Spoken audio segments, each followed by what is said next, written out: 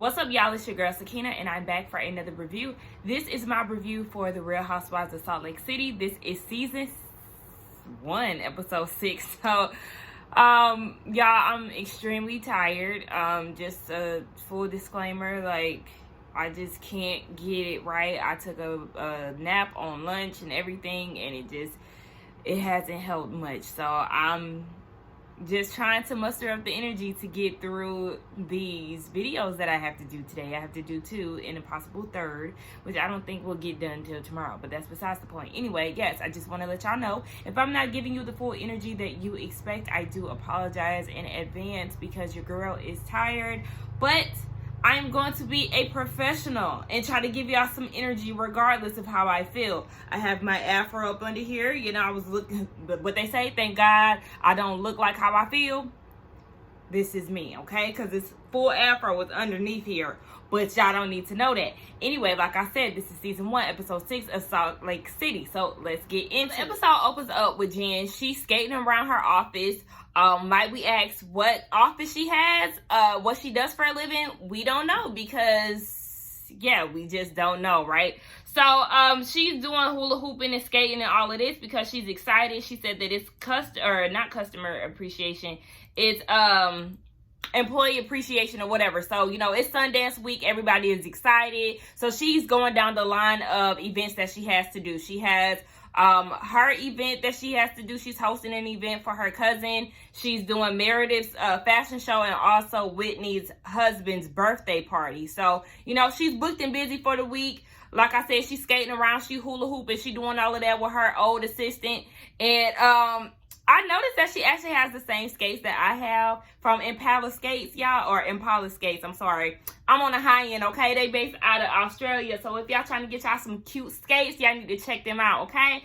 But anyway, yes, we see that Lisa, aka the Queen of Sundance, is busy, booked, and running around, right? So she's a part of all of these different venues or whatever that's setting up for Sundance. So they have a lot of events going on. Her husband is helping her. She said that Sundance is like for 10 days, so she always has a lot going on. She has her husband helping, and her husband is like, you know, we own our businesses together, but she's the boss of me pretty much 24/7. And the producers was like, okay, well, did she groom you for this interview? And he was like, I cannot confirm nor deny. Now, Lisa, you know, she likes to strive for perfection, right? So she was saying that she really loves being Mormon because of the best self aspect. She said that, you know, she likes to be basically perfect. I can't say it no other way, okay? She said she sets high standards for herself and she wanted to keep them up there, all right? Now we see that Whitney, she is at the house and she invited Jen over to have some like jacuzzi set up because of the whole table issue that she had with Mary. So she wants to invite her over and just talk it out with her. She is actually getting ready for her husband's 52nd birthday. She said every year she likes to go all out because he sacrificed so much to be with her, as far as being kicked out of the church, the issues with his ex-wife, his kids, and all of that. So, you know, she likes to show her appreciation by doing it big for his birthday. Okay, so Jen is over it. They hit the hot tub. In Jen's outfit, I just felt like it was a little too much. Like, to the point where she had to wear nipple covers or like those silicone covers. I just felt like you didn't have another option that you could wear. I mean, her husband is somewhere around here. Like, I don't know. It was just too much for me. So they're giving the rundown of who's going to be at Whitney's husband's party. Of course, Mary is going to be there. And Jen is what? Pressed. Okay? Because, yes, Whitney mentioned it and she tried to skim right over it. But no, Jen would not let her be. She wants to keep talking about Mary and how she's going to be dressed and this, and that. And I'm just like, for somebody who says they don't give a fuck, you are clearly showing that you give a fuck. Like, she has you panini pressed, okay? Leave it alone because she was doing too much. Now, speaking of Whitney, we see that Meredith FaceTimes her later down the line and invites her to a fashion show, to be a part of a fashion show. And, you know, they talk about Park City a lot throughout the season so far, and we all pretty much is like, what is Park City? Park City is the cultural city outside of Salt Lake City where Sundance goes down and a lot of other things go down. I'm guessing it's like the suburbs or whatever the case. So yeah, They're doing their first Park City Fashion Week, so, you know, she'll be making history. So she was like, all right, you know, it's a little last minute. And I'm like, yeah, you don't ask people last minute to be a part of a fashion show, honey. I need to get ready to strut, all right? I don't want to do all of that. So anyway, we see Mary. She is getting ready for an event. I don't know what she's doing. She in her bedroom with her cousin, aka her maid. Her cousin name is Charlinda, okay? She said she been her housekeeper for 20 years. She went over there one day to go drop off something to her son, and she ain't never left. I guess she just grew attached to her son or whatever the case. And she said, you know, we're not close. I don't know anything outside of what she does here at my house. I think that's weird as hell because she described her as her grandma's brother's daughter. And I was like, sis, that's your cousin, your second cousin. So, yeah. Why are you doing all of that? Calm down. Just say your cousin. And when she was saying all of that and saying that this lady been in her house for 20 years and she doesn't have a relationship with her, I said that's giving very like classism. Like, okay, you work for me. I'm up here, you down here type. I don't know. That's just what it was giving me. Like, girl, why don't you know about your family? Like, girl, what? But, you know, we ain't even gonna do the outfit of the week. We're just more so going to do her bed, okay? That bed. No, ma'am. It was too gaudy. I said, I don't like extra furniture. Like, girl, that headboard, that's not cute. That was not nice. I did not like that. It was just ewy. So anyway, Heather ends up calling Mary. And she was talking about how, yes, she's coming to Whitney's birthday party. And Heather is worried about her and Jen being in the same place. And Mary is like, look, we just gonna have to coexist, okay? Like, I know she's gonna be there, and we just gonna get through it. And I'm like, okay, that's right. I mean, because what? Y'all gonna see each other eventually. Y'all in the same cast for the same show. So, it is what it is. Now, we see that we get down to Whitney's husband's birthday.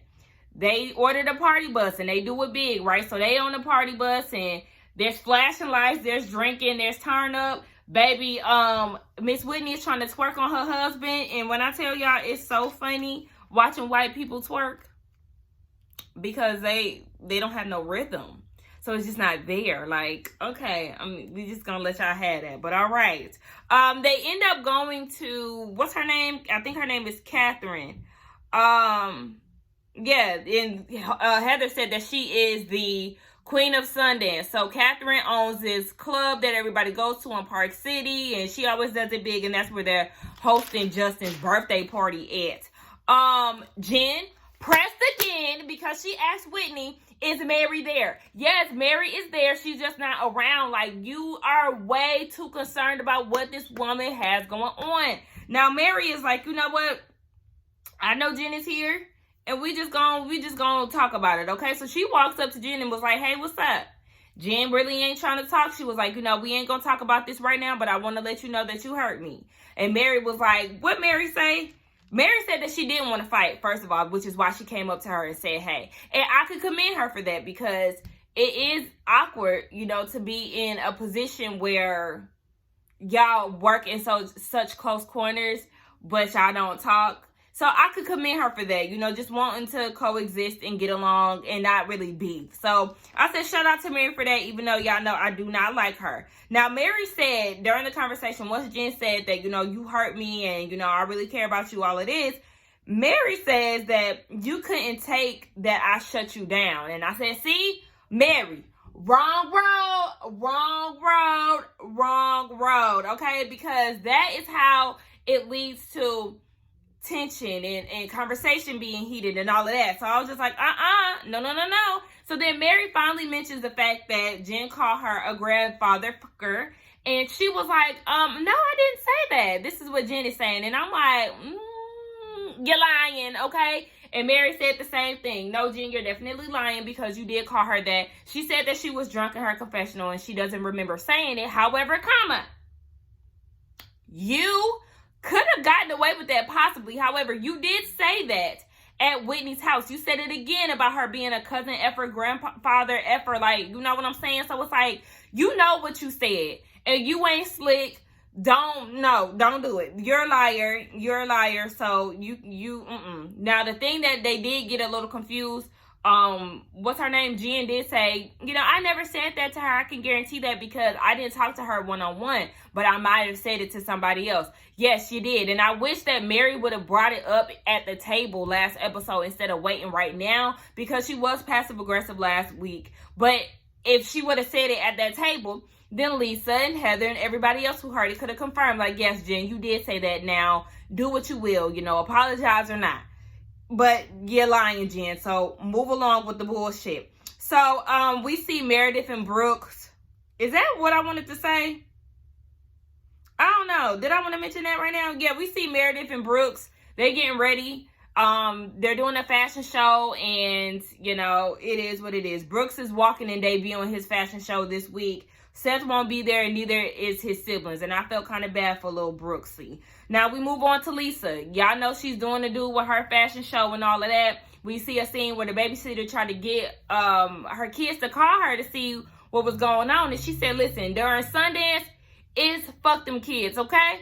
I did not pick up the phone, and it was kind of funny to me, but at the same time, I was like, sis, that's no bueno, because what if something happened to your kids? If there was an emergency, you would need to, pick up the phone and see what's up with your kids. Don't just go MIA, sis. That's not a good look. Now, what was I about to say? We see that Whitney and Heather, they go out to Punch Bowl Social. And might I say, that is where I celebrated my birthday this year, my 27th birthday. It was right before Corona. Like, my birthday was March the 12th, and then boom, Corona. Like, my birthday was the day where they were saying, like, all right, y'all should stay in the house. Like, y'all don't need to be going nowhere. And then we went to Punch Bowl Social, and then we also went out to a lounge the next day and had brunch. So your girl was scared that she had C19 at one point, but I didn't. But anyway, they having a drink, right?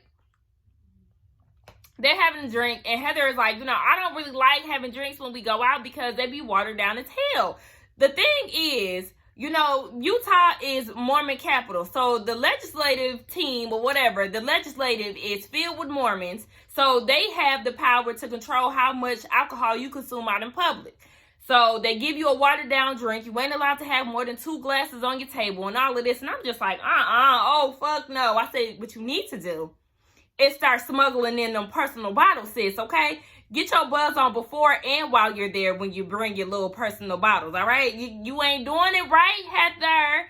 Also, me and my friends, we have a tendency to do that. When we go out and we get a section or whatever, know that bottle is coming with us, okay? Because you know what? We pay for that bottle. We pay for this section. If we did not finish all of it, guess what we're doing? Bottle, jacket, leave, all right? Listen, we don't play them games. But anyway, yeah, Heather, you ain't doing it right, sis. You got to smuggle in a bottle. So she was asking Whitney, is she happy in her marriage? And of course she is happy with her husband. Heather sees that and wants it for herself. She's like, I feel like I wasted 15 years with my husband choosing faith over love. And she's just regretful 15 years later.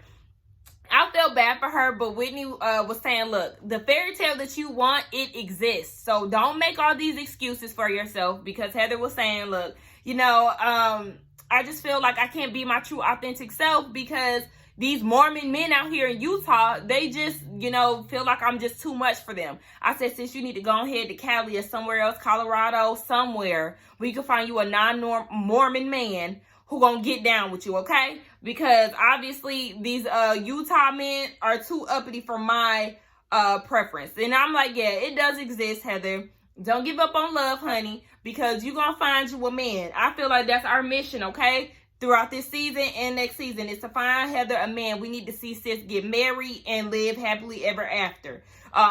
Because sis wanted to go through her whole phase. She said when she was growing up, or, going through her marriage and shit, she wanted to go through her whole phase. And I don't blame her. I mean, I didn't go through no whole phase because I'm a little more reserved. But, shout out to everybody who want to go out there and, do whole shit. Now we see that Jen's party. She's having a party for her cousin who was a filmmaker. They're debuting a documentary about minorities and how they got through the struggles in Utah. So, I do like Jen in this element. As a hostess, me and my mom did notice that she's a lot more likable. And baby, might I say, Jen got some fine people in her family, okay? Because that son, first of all, his smile. him and her cousin. I was like, you know, I prefer my black men, but hey. Kwame, okay, period. Cause I was like, oh, okay, Jen. You got some fine men in your family. So, the whole purpose of the party, not purpose, but the whole thing as far as the show, the mission is to find Heather a man, right? So Jen goes and finds her this black man who works in film or whatever. He there doing some type of work. And, you know, she putting on her mat game or whatever. And at first I was like, Heather, ditch it. No, you're talking too much. You're doing too much. He's not interested. He's trying to leave you. Like, girl, calm down. But to our surprise, he takes her hand and they go to the car. Because when he said, oh, I got to go out to the truck for something, I said, oh, damn, he about to leave my girl hanging like that. That's so messed up. But then when he grabbed her hand, I said, oh, well, excuse me. Because obviously it's about to go down. Now, did y'all have sex in the car, Heather? Did you get banged out in the back of the truck? Because, ma'am, all right. Listen, according to Whitney, because she's seen it. So, according to Whitney, it was a success, all right? So, listen, hopefully, I don't like the vision of like a black man being with an all-white family. You know what I mean? I mean, if the man is just having fun, do you? But like, if that was to get serious, a white woman and 3 white kids, I don't like that. So yeah, we just gonna pray for the best. Like I said, Heather's my favorite, so I do want to see her happy. Now we see that we see that Meredith and Brooks is at the house getting ready for this fashion show. I said, Brooks, how you 15 minutes late and you just taking your time? He gonna ask Meredith to call the lady and let her know that he gonna be late. She said no. No, you need to call her because that's unprofessional. I said, okay, what do you think this is? And why are you taking your precious little time? So then the alarm goes off and then the toilet is overflowing. It's getting all on the steps. It's getting all into the rooms. I'm like, this is a mess. The dogs is barking. Brooks is getting on Meredith's nerves, continuously asking her, did she cook something? I was like, listen, y'all need to get there, okay? They finally get there. Whitney is there. She decides to walk in the show. Brooks is mad because his daddy ain't there, but his dad did leave him a message. I feel like, he did the best that he could do, but if he ain't showing up for his mama, I guess he ain't gonna show up for you, honey. Look, y'all gonna have to work that out. Anyway, that was the end of the episode, y'all. It really wasn't much, but I tried to give y'all a little something to, feel. All right? But anyway, don't forget to like, comment, and subscribe to my channel, and I will see y'all in the next one. Bye.